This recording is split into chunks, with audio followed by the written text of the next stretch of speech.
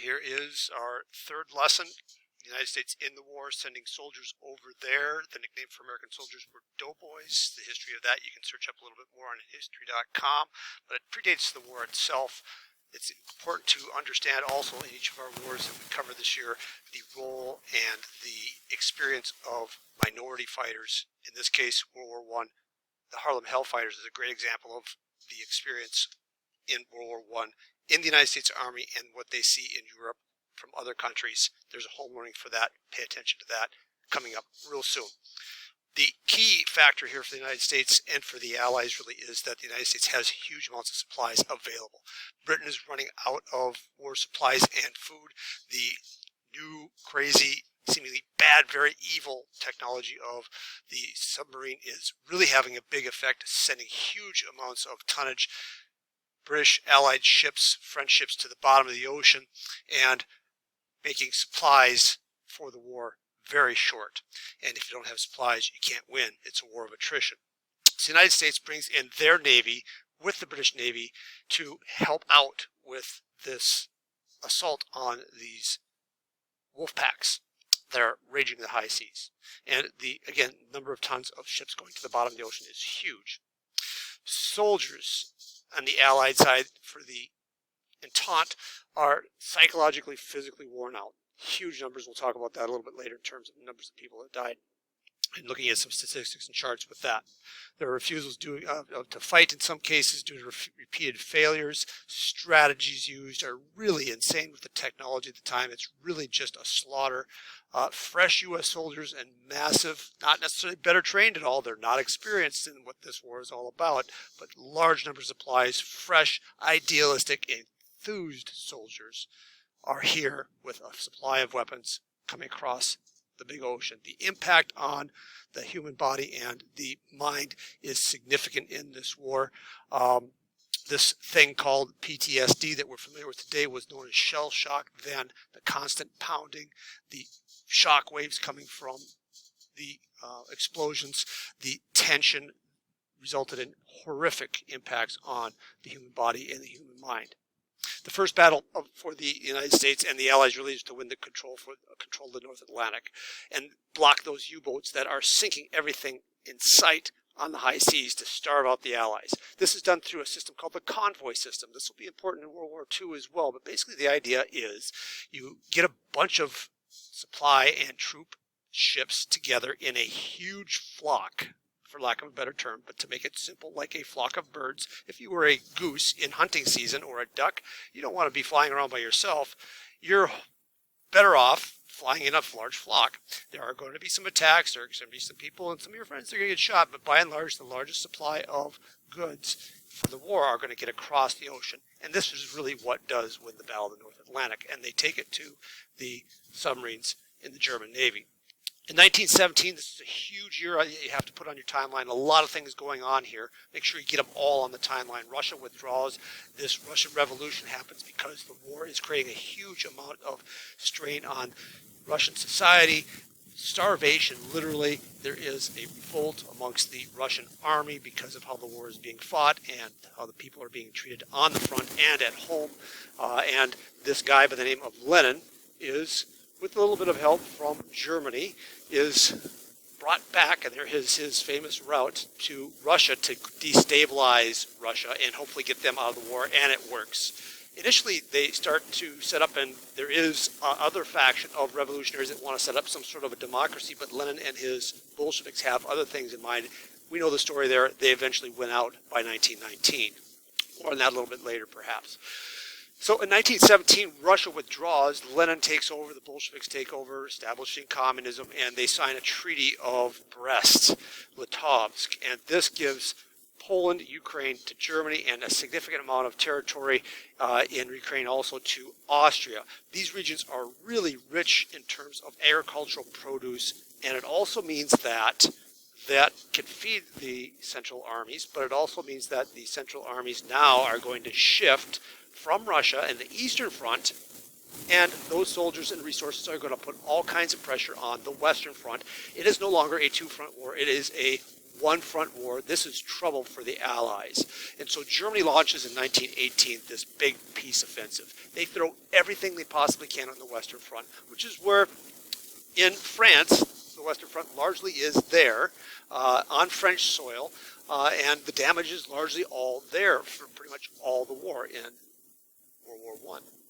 And it looks like they are going to win at this point. They are driving closer and closer to Paris. They've got new momentum. Can the Allies, can the United States get there in time, since we have declared war at this point? And they do get there in time. The American Expeditionary Forces, they are labeled, is arriving just in time to provide fresh fighters, not very well trained. This guy by the name of John J. Pershing, who traipsed around through Mexico in chase of that fellow by the name of Pancho Villa, failed, but he is the leader of Allied U.S. forces, not Allied forces, in Europe. Your history homework assignment on Edpuzzle is going to be about those Harlem Hellfighters that were part of those forces, but they were segregated. Pay attention to how they were received by Europeans. Significant, very important. France and Britain really wanted to use those soldiers to build their armies, and they wanted to command and control where they went and to direct them. Pershing refused, said they will be under my command and you will consult with me as to how they are used. So they acted independently, but in collaboration and cooperation with the Allied forces. A major battle in 1918 that was one of the first that they engage in is at Chateau Thierry, helping turn back this German peace offensive. It lasted for about 3 weeks. Unbelievable fighting going on here in the last years of the war, increasingly all the way through. And by mid-July, the Allies had stopped this German peace offensive. Note, a future president, Harry Truman, is going to be fighting in this war. He led soldiers in combat. He was in the front lines and was riding a horse. Horses, more on that a little later, were significantly used in this war. It's kind of a weird war where there's new technology, important for our next lesson, a brief one on the back of your notes here today, and new technology, but yet there's old strategies and old methods of moving materials around, and horses were used in huge numbers, and they died in huge numbers. So the Allies launched this counterattack in 1918. One of the bigger battles there was the Battle of the Argonne Forest. 1 million plus people fighting. The Americans joined, lasted for several weeks, fighting over harsh and heavily forested ground. And by November, Germany is forced back, and the Allies are pushing into Germany itself.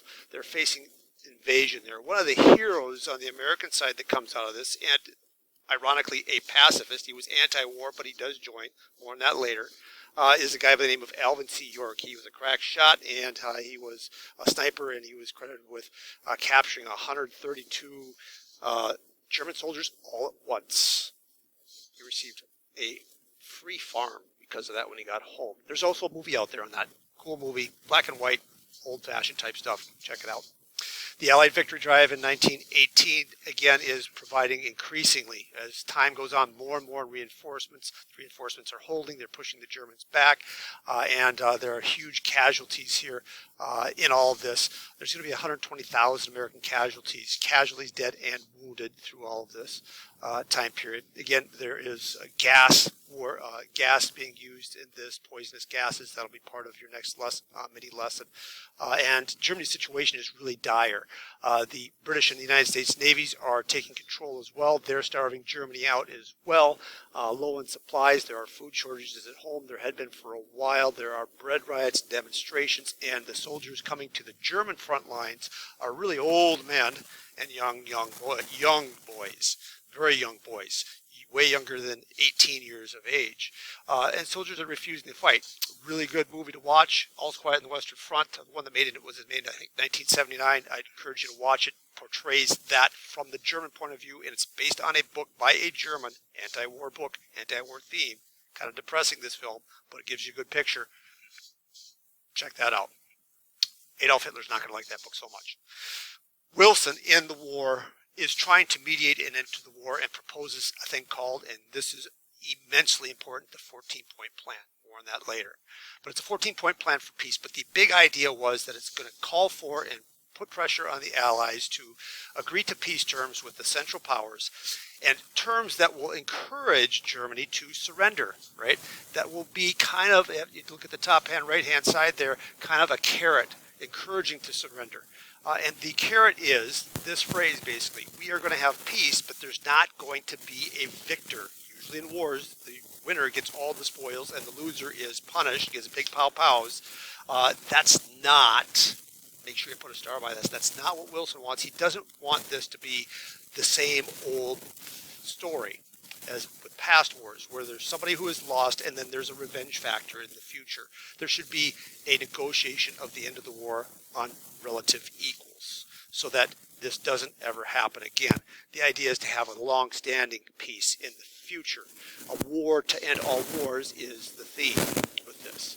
So he goes, presents this to Germany and to the Allies, and this is really kind of the thing that helps Germany see the light, saying, okay, we're not probably going to win the war. It looks like, you know, the Americans are getting here on time, unfortunately for us, and they agree to an armistice. This just means they're stopping the fighting. There's no more shooting. It ends literally on the 11th month of the 11th day at the 11th hour, the last shot, and Wilson accepts it and says, on our end at least, and so the other allies, that Germany has to leave in the countries of Belgium and France and Luxembourg, pull out your troops, and that's the conditions under which the negotiations begin for the end of the war, the treaty.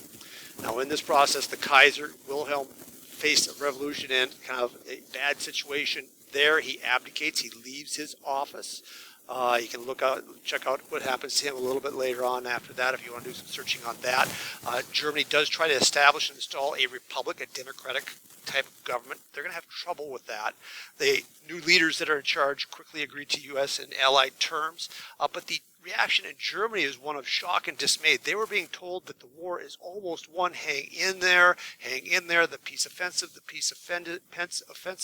but then all of a sudden we're surrendering, and it seemed like there was some sort of conspiracy. How could this go from one thing to completely another thing? A win from a loss, almost winning to losing overnight. Somebody stabbed us in the back, right? There it is in German in the bottom right-hand corner. The stab in the back, and the myth that Germany and German soldiers were sold out by somebody, and you can see the Star of David there on that image, visual on the right at the bottom. Jews, somebody was responsible, and this is going to be used by nationalists, higher-ups in the German military, people like Adolf Hitler, to say we were cheated in the war, and they're going to use that to come back. It was fixed, right?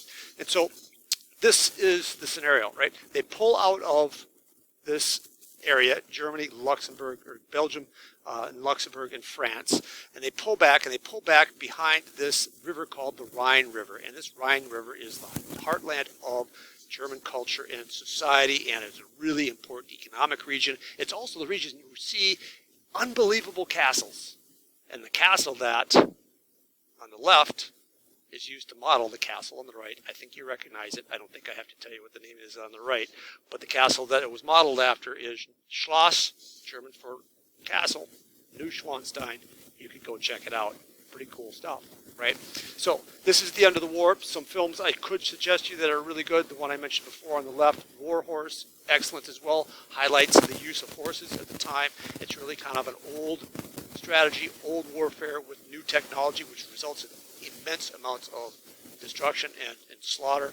And then very recently, I think it was filmed in the film 1917, was filmed all in one sequence or two sequences, something crazy like that. Really check that out. It gives you a good idea of what World War I is all about.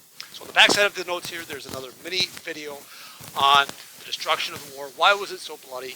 Why was it so destructive? What are the factors behind it? And how did they try to break the stalemate? What were the new weapons and technology involved? So there's a video cast there on the wiki, as well as a reading to complete this. That's all you have to do. There's no top 5 terms for it. And this covers the standard you see here. And if you want, you can check out this video. Google search it up. The Yanks Are Coming is their patriotic song for the American Expeditionary Forces. Have a good day. Keep making the hate.